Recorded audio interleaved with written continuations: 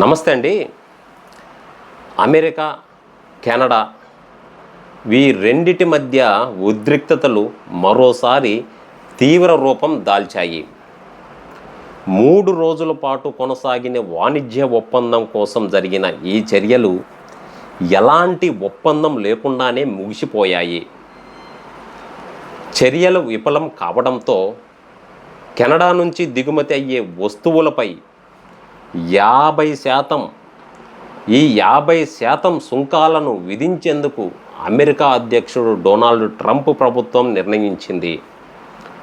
ఈ టారిఫ్ తక్షణమే అమల్లోకి వస్తాయని అమెరికా అధికారులు మాత్రం వెల్లడించేశారు. ఇప్పటికే కెనడా ప్రధాని మార్క్ కార్నీ ఈ పరిణామంపై స్పందిస్తూ అమెరికా నిర్ణయానికి సమాన స్థాయిలో ప్రతీకార చర్యలు తీసుకుంటామని ప్రకటించారు. మార్క్ కార్నీ, కెనడా అధ్యక్షుడు. అమెరికా అధ్యక్షుడు డొనాల్డ్ ట్రంప్ ఆదేశాల ప్రకారం శనివారం అర్ధరాత్రి నుంచి ఈ సుంకాలను అమల్లోకి రానున్నాయి. అయితే అమెరికా విధించే ప్రతి డాలర్ టారిఫ్కు ప్రతిగా కెనడా కూడా అంతే మొత్తంలో సుంకాలను విధిస్తుందని కార్నీ స్పష్టం చేశారు. అమెరికా, కెనడా మధ్య వాణిజ్య ఒప్పందం కోసం 3 రోజుల పాటు వాషింగ్టన్లో చర్యలు జరిగాయి.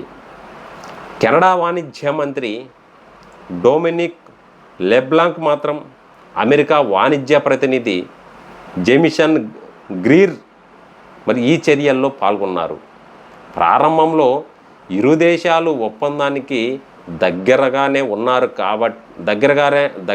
ఉన్నారని భావించిన ఆ తర్వాత మాత్రం కీలకమైన అంశాలపై ఏకాభిప్రాయం కుదరలేదన్నమాట వీరిద్దరికీ. చర్యలు విఫలమైన తర్వాత కెనడా ఈ చర్యలను తాత్కాలికంగా నిలిపివేసింది. తమ ప్రతినిధులను తిరిగి ఒక సమన్వయానికి రావాలని ప్రధాని కార్నీ ఆదేశించారు. అమెరికా విధించనున్న 50% టారిఫ్లు దాదాపు 50% టారిఫ్లు అంటే దాదాపు $20 బిలియన్ అన్నమాట. సుమారు 1.7 లక్షల కోట్లకు పైగా అంత విలువ చేసే ఈ 50% టారిఫ్ అన్నమాట. విలువైన కెనడా ఉత్పత్తులపై ఇది చాలా ప్రభావం చూపుతాయి అన్నమాట. ముఖ్యంగా ఆటోమొబైల్స్, ఉక్కు, అల్యూమినియం, కలప వంటి రంగాలకు కూడా ఈ నిర్ణయం కెనడాలో భారీ దెబ్బగా మారే అవకాశం కూడా ఉంది.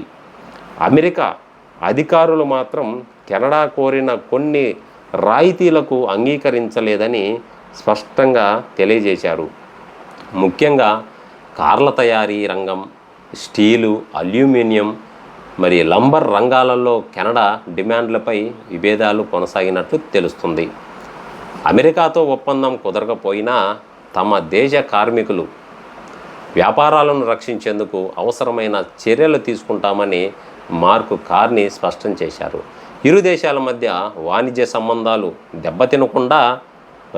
దెబ్బతినకుండా చూసేందుకే ఈ ప్రయత్నమని మార్క్ కార్నీ తెలియజేశారు. అయితే కెనడా ప్రయోజనాలకు విరుద్ధమని ఒప్పందాన్ని అంగీకరించబోమని పేర్కొన్నారు. అయితే కెనడా ప్రతీకార టారిఫ్లు విధిస్తే పరిస్థితిని మాత్రం సమతుల్యం చేసేందుకు మరిన్ని చర్యలు తీసుకునే అవకాశం ఉందని ట్రంప్ పరిపాలన హెచ్చరించిందనమాట. వాళ్ళ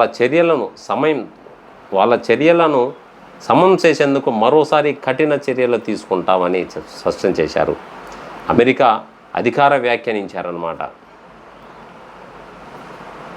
చివరగా అమెరికా, కెనడా ప్రపంచంలోని అతిపెద్ద ద్వైపాక్షిక వాణిజ్య భాగస్వామ్యంలో ఒకరు.